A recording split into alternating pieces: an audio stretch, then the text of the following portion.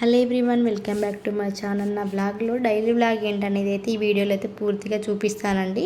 Morning పూజ, పిల్లలకు lunch box, snacks box, tiffin, మళ్ళీ మేము టెంపుల్కి వెళ్ళినప్పుడు, మళ్ళీ ఆఫ్టర్నూన్ లంచ్, మళ్ళీ పాపకి ఈవినింగ్ వచ్చినాక హోంవర్క్, బ్రేక్ఫాస్ట్ అవన్నీ అయితే ఈ వీడియోలో షేర్ చేసుకుంటానండి.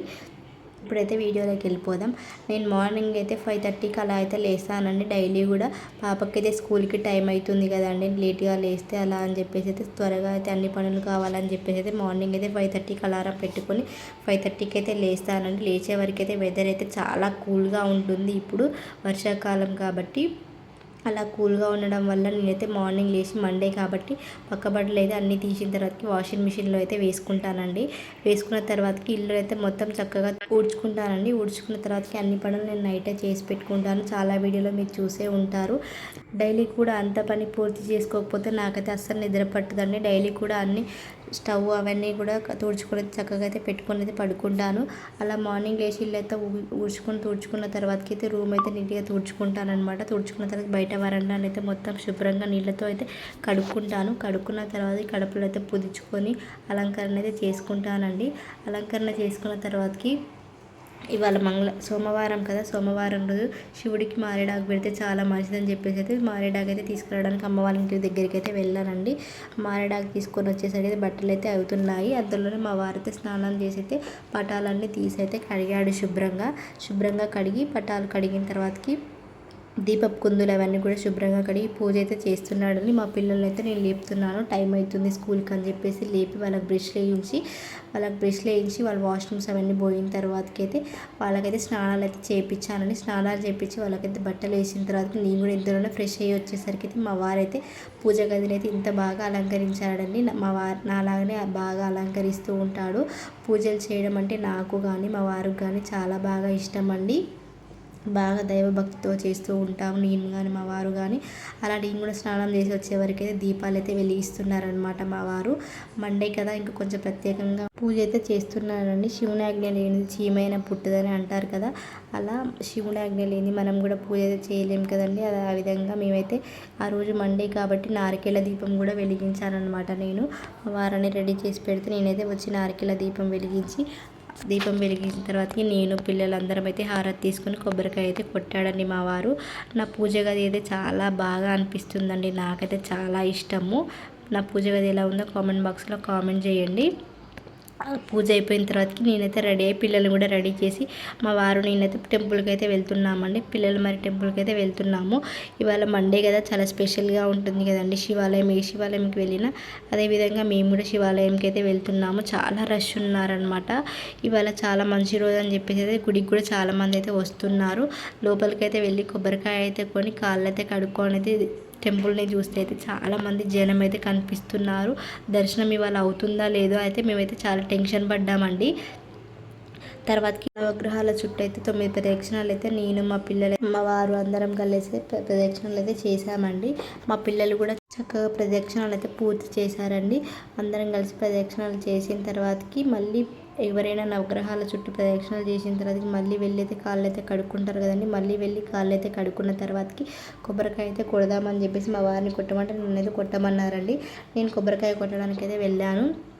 దైవానుగ్రహంతో మంచిగా శివుని అయితే మొక్కుకొని కొబ్బరికాయ అయితే కొట్టానండి.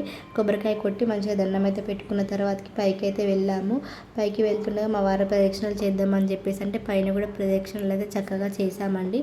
ఎప్పుడైనా శివాలయంకి వెళ్ళినప్పుడు అందరు రౌండ్గా ప్రదక్షిణలు అయితే చేస్తారండి. అలా మా వారైతే రౌండ్గా చేయరనమాట. అలా 3 ప్రదక్షిణాలు అయితే చేసామండి. 3 ప్రదక్షిణాలు చేసిన తర్వాత లోపలికి అయితే వెళ్ళాము. చాలా రష్ ఉన్నారు. పాపకేమో స్కూల్కి టైం అవుతుందని చెప్పేసి దెబ్బ దర్శనం అయితే చేసుకున్నాము. స్వామి వారిని అయితే చాలా బాగా అలంకరించారు. ఇవాళ కొంచెం స్పెషల్గా అలంకరించారనమాట. నాకైతే చాలా బాగా అనిపించింది. శివయ్యని చూడగానే గూస్ బంప్స్ అయితే వచ్చాయి.